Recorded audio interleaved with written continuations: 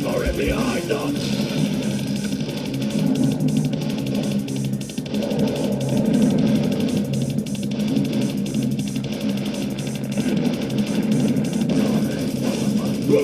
Under us, inner voice told us, music fixed us, spark ignite us.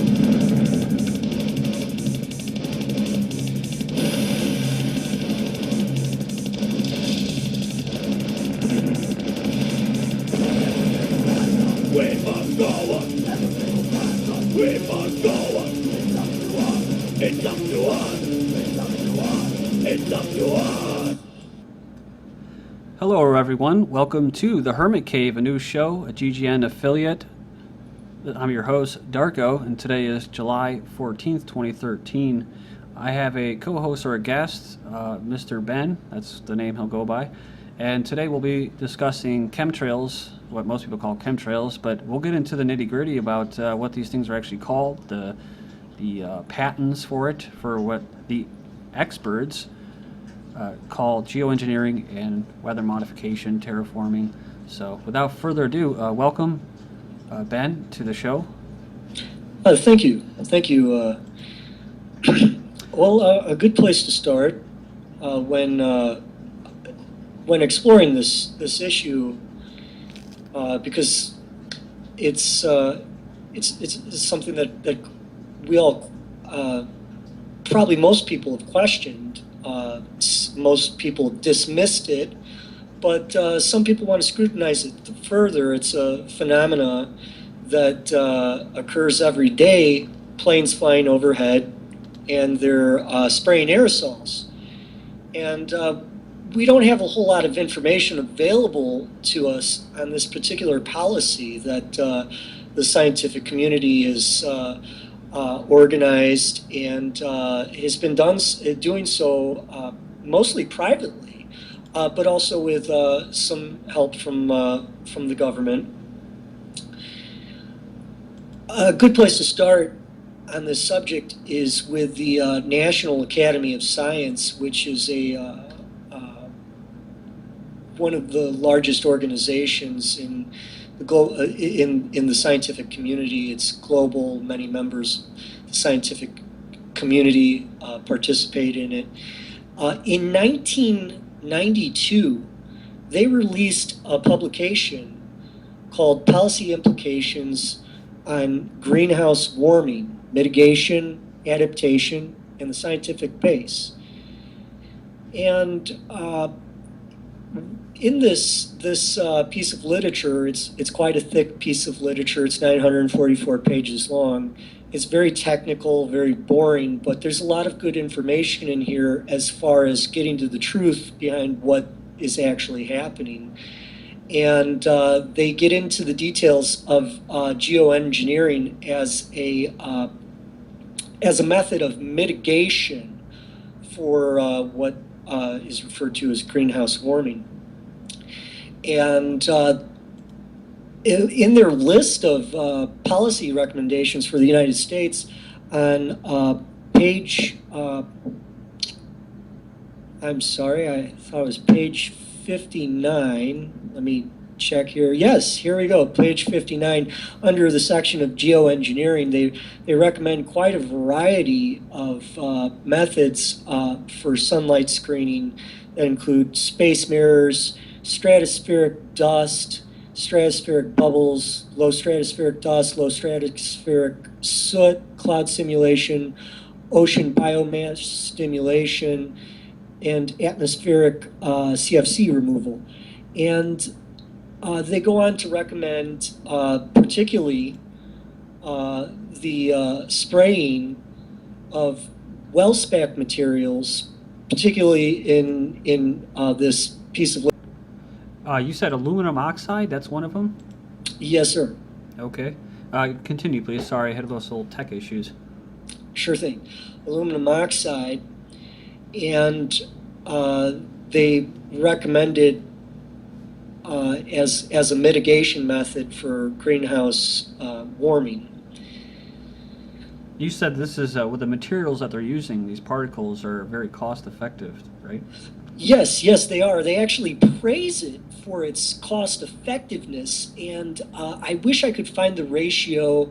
I if you look through the book, you can find it, but the ratio was something that was really rather mind blowing. I want to say it was like $1 per every 1,000 pounds of aluminum oxide that they sprayed.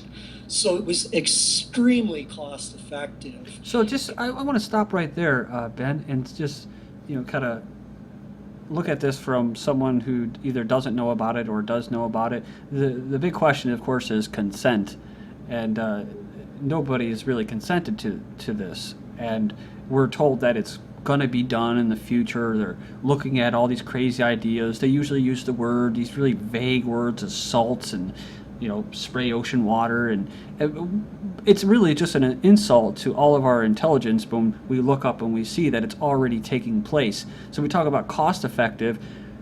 We're talking about tax dollars coming from people who have not even consented to this. So it's amazing how these people get together and say, well, let's try to do this the efficient way as possible without telling the public. They somehow they care about saving the taxpayer money. Really, they're just trying to. They want more money to do something else, to other projects. That's how they think. Yeah. Because if they yeah. cared about saving you money, they would have told you first or asked you first whether they can do this with your money. So I'm sorry if I interrupted you, but I just want to. No, that's quite all right, and that's quite a reflective statement on the power structure of our government system that we live under, where we don't really give our consent in the policies that are being carried out, and this is quite a blatant act of what you could call it even goes farther beyond manufacturing consent and engineering consent. This goes into the realm of we didn't even ask you. we didn't even bother to ask you, let alone tell you about this. So it just, you kind of wake up one morning 20 years ago and it's like, well, hey, what is this? What's going on here? Yeah, so you have to kind of doubt the moral motivation behind this, as if they're trying to save the food supply and protect our water and stuff like that. Yeah, specifically this idea that they're protecting us from global warming. And what's particularly the slap in the face about this is that they're recommending the spraying of well-spec materials, and this we can get into this more with the patent that comes from Howard Hughes aircraft company that was applied for in 1991, and this patent goes under the name of stratospheric well-spec seating for reduction of global warming, and it describes a method for reducing global warming resulting from the presence of heat-trapping gases in the atmosphere. And it goes on to recommend, you don't have to go very far down, it goes on to recommend specifically two well-spec materials, aluminum oxide and thorium oxide. Now, if you do a quick search, a little background on well-spec materials, specifically thorium oxide is a radioactive material. It is mostly harmless to humans, but it is harmful in one form, very harmful in one form, and that's specifically in the aerosol form. Exposure to aerosol of thorium can lead to risks of cancer of the lung, pancreas, and blood. as lungs and other internal organs can be penetrated by alpha radiation. And it also leads to increase of liver disease. So these